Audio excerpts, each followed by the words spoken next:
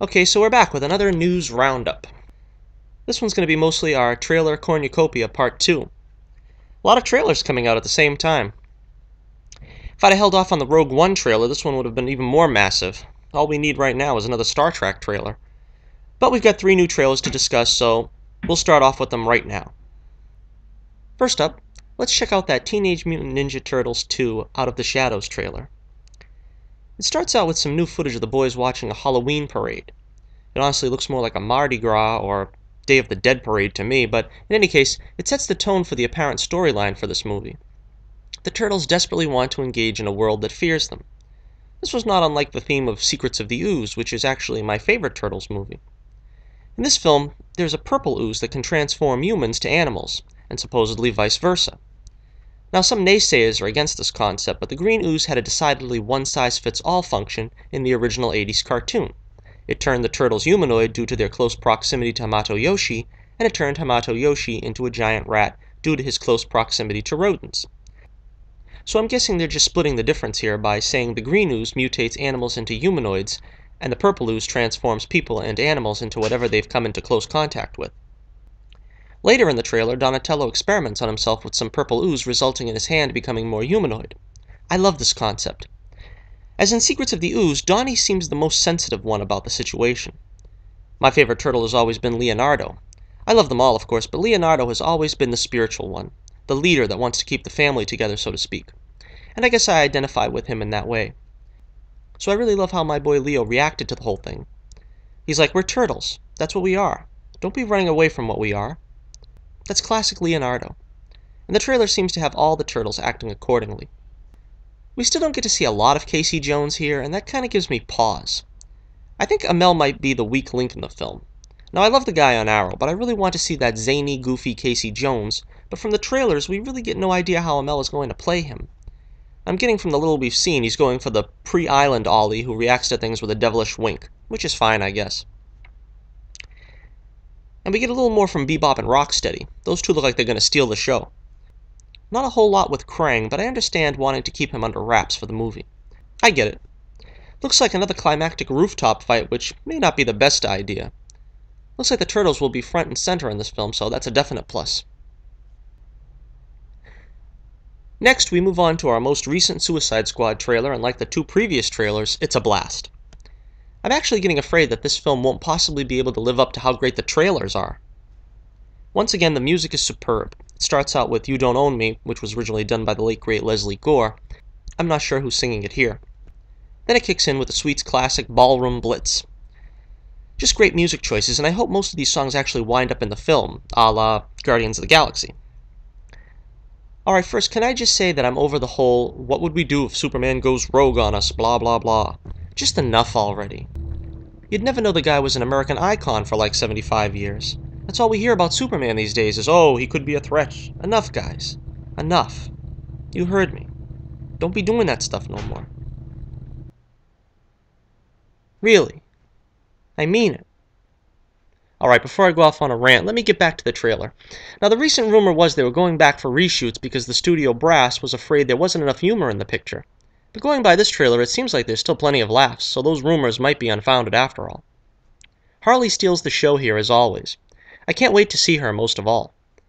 I like that they seem to be going with the somewhat naive Harley here. Like the scene where she's getting dressed in front of everybody. That seems straight out of the animated series. That's the way Harley should be. I think Katana is probably the other character I was most impressed with here. She seems to be a bit more in the forefront here than previously.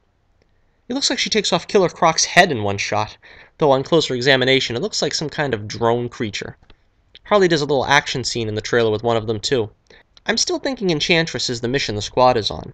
She seems to have created these drone-type creatures. At least, that makes the most sense. We also get to see a little more from Diablo in this one. He has a great exchange with Will Smith's Deadshot at the end. And of course, there's the Joker. I'm still not overly impressed with the look, all jewelry and open shirts and all that stuff. But I wasn't crazy about Ledger's look with the smeared makeup either. But it was Ledger's performance that sold it, and I think Jared Leto's performance here looks spot on. Looks like we're actually going to get a lot of Joker in this movie. And we might also get a decent amount of Batman, too. There's a scene of him diving into the water with a breathing apparatus on, and he apparently saves Harley at some point as he's carrying her to the Batmobile. As long as Batman isn't portrayed as a wanton killer here, I'm really excited to see him, and hopefully he'll mix it up with the Joker at some point in the movie. It's also official now that Ben Affleck will be directing as well as starring in his own solo Batman movie. So yeah, Suicide Squad looks like it's shaping up to be a real good one. Paging Doctor Strange. Yes, the Doctor Strange trailer is here. I like that a lot of it is based on the origin for Stephen Strange. One of Doctor Strange's strengths is in his great origin, and I remember them saying they didn't really want to make the origin film all the time at Marvel anymore. But Strange's origin is great, and I'm glad it looks to be so well done here. We see the car accident that ruined the use of his hands, but as they say, when one door closes, another opens, and soon Strange is off to Nepal. Looking a lot like a trippy version of Batman Begins here, but that's the way it should really be done.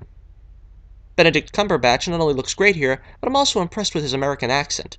Good for him going the full 9 yards for this part. That's a pretty good scene where the Ancient One knocks the soul right out of Strange. Now I admit, I was never sold on Tilda Swinton as the Ancient One, and I find her very unimpressive here. I get that they were trying to keep from having the same outrage by social justice warriors that the Iron Fist series is having now over at Netflix of having a white guy being trained in some ancient art by some Asian guru. Which is beyond ridiculous in and of itself, that some people are taking exception to that, but people are looking to be offended by anything and everything these days. So Marvel took the path of least resistance here. Lest I digress, in the original made-for-TV movie in the 70s of Doctor Strange, the Ancient One was played by the very un-Asian John Mills, so I probably could see an old white guy in the role, but I don't know. A bald Swinton just seems like weirdness for weirdness' sake. And of course there's Mads Mikkelsen's villain there, making the whole world go topsy-turvy. He looks like he'll be pretty interesting, but I'm guessing he'll get the same complaints about being thinly drawn like many other recent Marvel villains like Ronin or Malekith. This is only a teaser after all, so we don't really get to see any of Strange as Sorcerer Supreme, but we do get a little glimpse of him at the end there in costume in his Sanctum Sanctorum. So I thought it was a great trailer. Just enough to whet the appetite, as it were. In other news, Natalie Portman will not be returning as Jane Foster in the upcoming Thor Ragnarok. Actress Tessa Thompson has joined the cast, however, in an undisclosed role. Some have speculated she might be Valkyrie, but frankly I hope that's not the case. In any event, it just doesn't seem right to dump Portman. Smacks of what they did with the Incredible Hulk. People don't care if we dump Betty Ross, let's set Bruce up with the Widow. If they do a film that writes her out as Thor's love interest, that's one thing. Just don't ignore her as if she never existed like they did with Betty Ross. There have been stories that Nat was less than enthusiastic to be working on The Dark World, so it may be one of those things like Hugo Weaving, where after voicing their displeasure, Marvel's like, we're not going to drag you back kicking and screaming. It's also been confirmed that Stellan Skarsgård's Dr. Selvig will also be not returning for the film. At least in his case, he's appeared already in 4 films. I'm not the biggest Thor fan comics-wise, but I admit I really enjoyed both Thor and The Dark World, so I'm disappointed in seeing the cast split up like this. ABC's Freeform network has ordered a direct-to-series show based on Marvel's Cloak and Dagger. Cloak and Dagger got their start back in the pages of Spider-Man when I was a kid. They were a pair of teen runaways with powers given them via shady experimentation. And really, is there any other kind? Ty receiving the power to send people into a dimension of darkness, and Tandy with the power to create light daggers made of energy. I really want to be excited about this, but I don't know. I think seeing Cloak in his majestic cape and Dagger in her tight white cotton jumpsuit would make for some very theatrical viewing. And the stories in the comics were fairly hard-hitting at the time, tackling issues like teen drug abuse. But I'm guessing what we'll get here is a lightweight romance tale with TV-budget superpowers being used by characters in typical street costumes. Oh well, I hope I'm wrong and they surprise me. And finally, the new Spidey solo movie will be officially called Spiderman Homecoming. Oh, the cheek of Kevin Feige. You saucy rascal, you. Sticking it to Sony right to their faces. Well played, sir. Well played. By the way, Spidey's screen time for Civil War has been leaked and, well, spoiler warning for the next 15 seconds if you don't want to know. But supposedly Spidey will be in a good half hour of the 2.5-hour film. A lot more than I was expecting. He's supposed to have about 20 minutes time as Spidey in costume and about 10 minutes as Peter Parker. Phew! Well, that's all I've got for you this week with our mega-sized news roundup. Remember to like and subscribe and let me know in the comments how you felt about this week's news. This is Johnnie Torch reminding you to keep the flame burning brightly. I gotta lay down somewhere.